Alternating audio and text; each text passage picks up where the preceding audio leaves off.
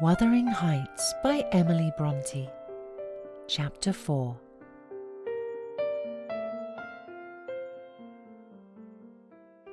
What vain weathercocks we are!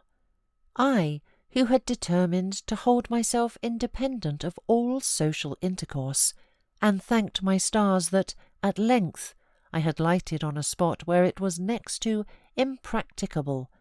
I, weak wretch, after maintaining till dusk a struggle with low spirits and solitude, was finally compelled to strike my colours, and, under pretence of gaining information concerning the necessities of my establishment, I desired Mrs. Dean, when she brought in supper, to sit down while I ate it, hoping sincerely she would prove a regular gossip, and either rouse me to animation or lull me to sleep by her talk.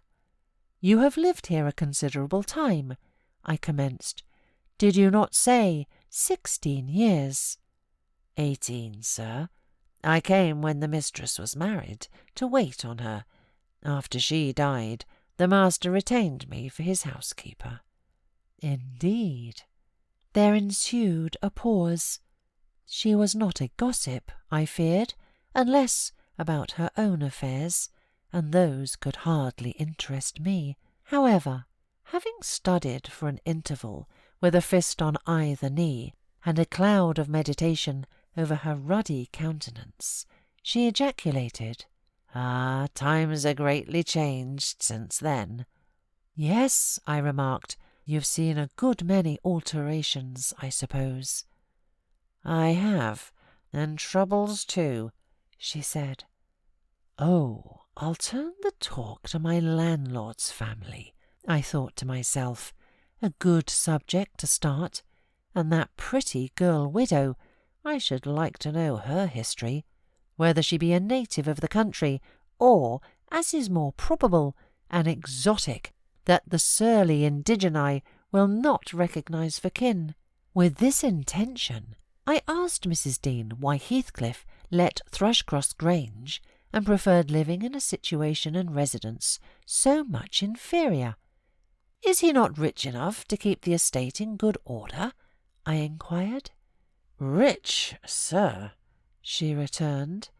"He has nobody knows what money, and every year it increases. Yes, he's rich enough to live in a finer house than this, but he's very near close-handed, and if he had meant to flit to Thrushcross Grange as soon as he heard of a good tenant, he could not have borne to miss the chance of getting a few hundreds more. It is strange people should be so greedy when they are alone in the world." "He has a son, it seems."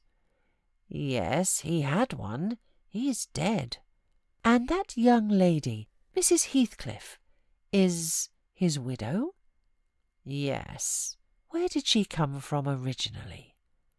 "Why, sir, she is my late master's daughter. Catherine Linton was her maiden name. I nursed her, poor thing. I did wish Mr. Heathcliff would remove here, and then we might have been together again." "What? Catherine Linton?" I exclaimed, astonished. But a minute's reflection convinced me it was not my ghostly Catherine. Then I continued, "My predecessor's name was Linton." "It was." "And who is that Earnshaw, Hareton Earnshaw, who lives with Mr. Heathcliff? Are they relations?" "No, he is the late Mrs. Linton's nephew." "The late lady's cousin, then?" "Yes, and her husband was her cousin also, one on the mother's, the other on the father's side. Heathcliff married Mr. Linton's sister." "I see the house at Wuthering Heights has Earnshaw carved over the front door. Are they an old family?" "Very old, sir, and Hareton is the last of them, as our Miss Cathy is of us, I mean of the Lintons. Have you been to Wuthering Heights? I beg pardon for asking, but I should like to hear how she is." Mrs. Heathcliff, she looked very well, and very handsome, yet, I think, not very happy. Oh dear, I don't wonder. And how did you like the master? A rough fellow, rather, Mrs. Dean. Is not that his character? Rough as a saw edge, and hard as whinstone. The less you meddle with him, the better. He must have had some ups and downs in life to make him such a churl. Do you know anything of his history? He's a cuckoo's, sir. I know all about it, except where he was born, and who were his parents, and how he got his money at first. And Hareton has been cast out like an unfledged dunnock. The unfortunate lad is the only one in all this parish that does not guess how he has been cheated. Well, Mrs. Dean, it will be a charitable deed to tell me something of my neighbours. I feel I shall not rest if I go to bed, so be good enough to sit and chat an hour. Oh, certainly, sir. I'll just fetch a little sewing, and then I'll sit as long as you please. But you've caught cold. I saw you shivering, and you must have some gruel to drive it out. The worthy woman bustled off, and I crouched nearer the fire. My head felt hot, and the rest of me chill. Moreover, I was excited, almost to a pitch of foolishness, through my nerves and brain. This caused me to feel not uncomfortable, but rather fearful, as I am still, of serious effects from the incidents of to-day and yesterday. She returned presently, bringing a smoking basin and a basket of work, and, having placed the former on the hob, drew in her seat, evidently pleased to find me so companionable. "Before I came to live here," she commenced, waiting no farther invitation to her story, "I was almost always at Wuthering Heights, because my mother had nursed Mr. Hindley Earnshaw, that was Hareton's father, and I got used to playing with the children. I ran errands too, and helped to make hay, and hung about the farm ready for anything that anybody would set me to. One fine summer morning, it was the beginning of harvest, I remember, Mr. Earnshaw, the old master, came downstairs, dressed for a journey, and after he had told Joseph what was to be done during the day, he turned to Hindley and Cathy and me, for I sat eating my porridge with them, and he said, speaking to his son, 'Now, my bonny man, I'm going to Liverpool to-day. What shall I bring you?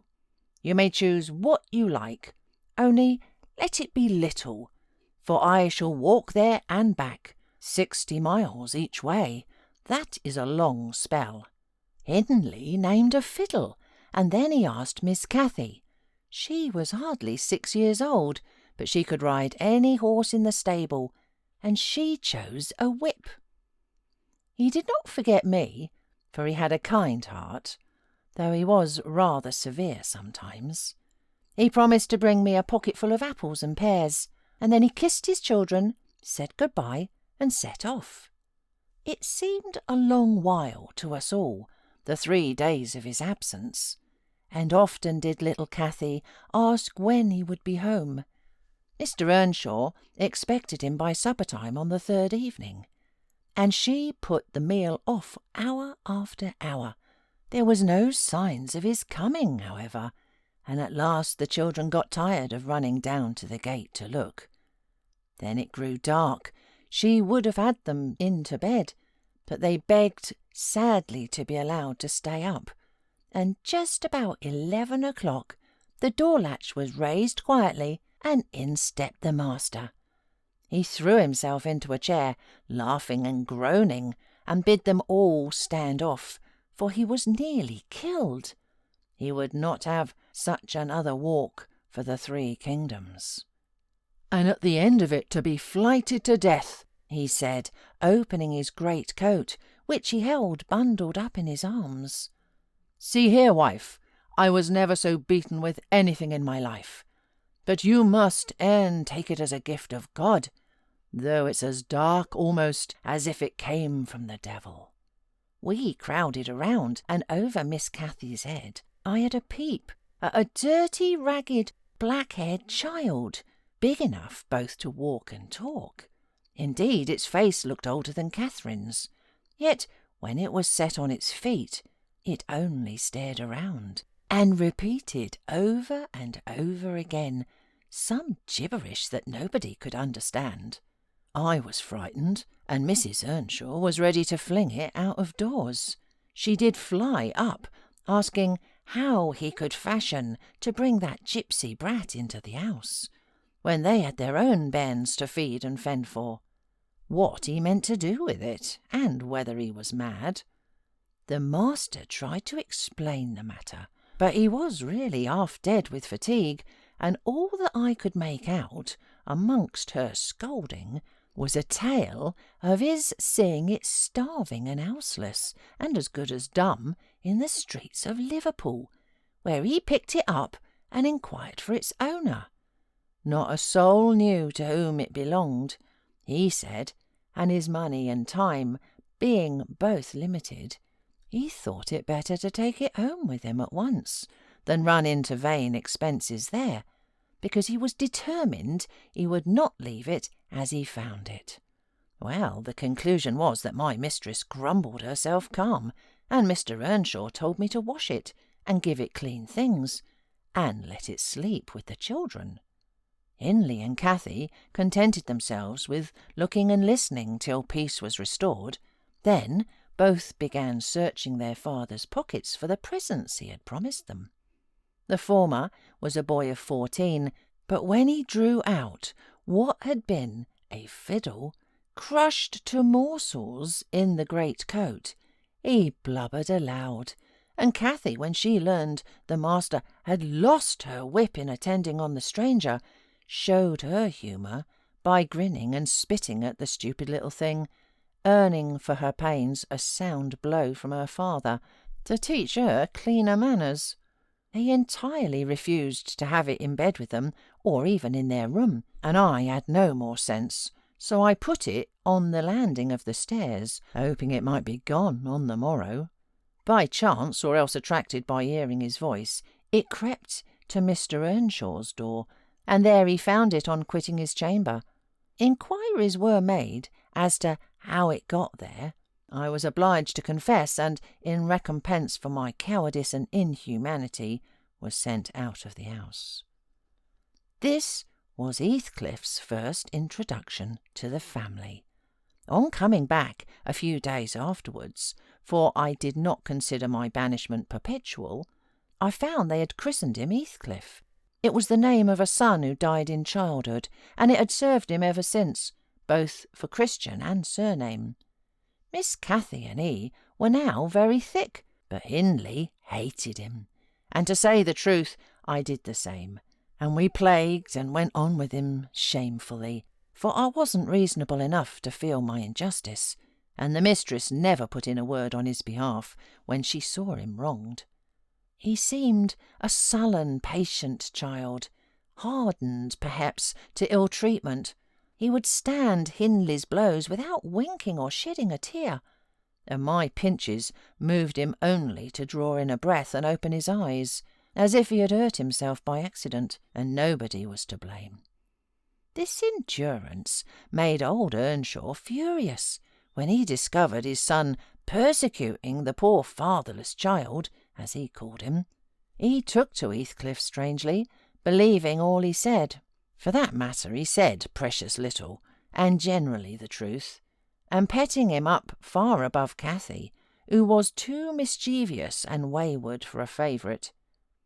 So from the very beginning he bred bad feeling in the house, and at Mrs. Earnshaw's death, which happened in less than 2 years after, the young master had learned to regard his father as an oppressor rather than a friend, and Heathcliff as a usurper of his parents' affections and his privileges, and he grew bitter with brooding over these injuries. I sympathised a while, but when the children fell ill of the measles and I had to tend to them, and take on me the cares of a woman at once, I changed my idea. Heathcliff was dangerously sick, and while he lay at the worst, he would have me constantly by his pillow, I suppose he felt I did a good deal for him, and he hadn't the wit to guess that I was compelled to do it.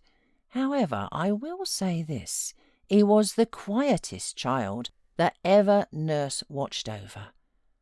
The difference between him and the others forced me to be less partial. Cathy and her brother harassed me terribly. He was as uncomplaining as a lamb, though hardness, not gentleness, made him give little trouble. He got through, and the doctor affirmed it was, in a great measure, owing to me, and praised me for my care. I was vain of his commendations and softened towards the being by whose means I had earned them, and thus Hindley lost his last ally. Still, I couldn't dote on Heathcliff, and I wondered often what my master saw to admire so much in the sullen boy, who never, to my recollection, repaid his indulgence by any sign of gratitude. He was not insolent to his benefactor, he was simply insensible, though, knowing perfectly the hold he had on his heart, and conscious he had only to speak, and all the house would be obliged to bend to his wishes. As an instance, I remember Mr. Earnshaw once bought a couple of colts at the parish fair, and gave the lads each one.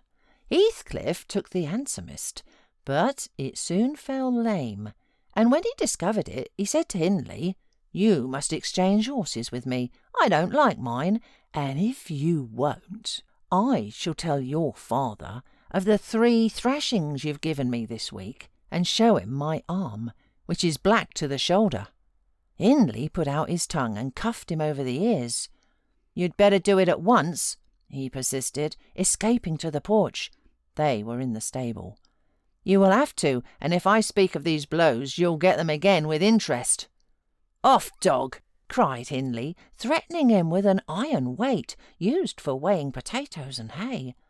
"Throw it," he replied, standing still, "and then I'll tell how you boasted that you would turn me out of doors as soon as he died, and see whether he will not turn you out directly."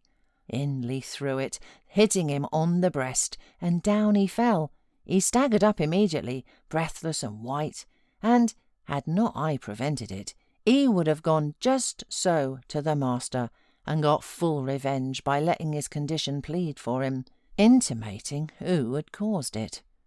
"Take my colt, Gypsy, then," said young Earnshaw, "and I pray that he may break your neck. Take him and be damned, you beggarly interloper, and wheedle my father out of all that he has, only afterwards show him what you are. Imp of Satan! And take that. I hope he'll kick out your brains."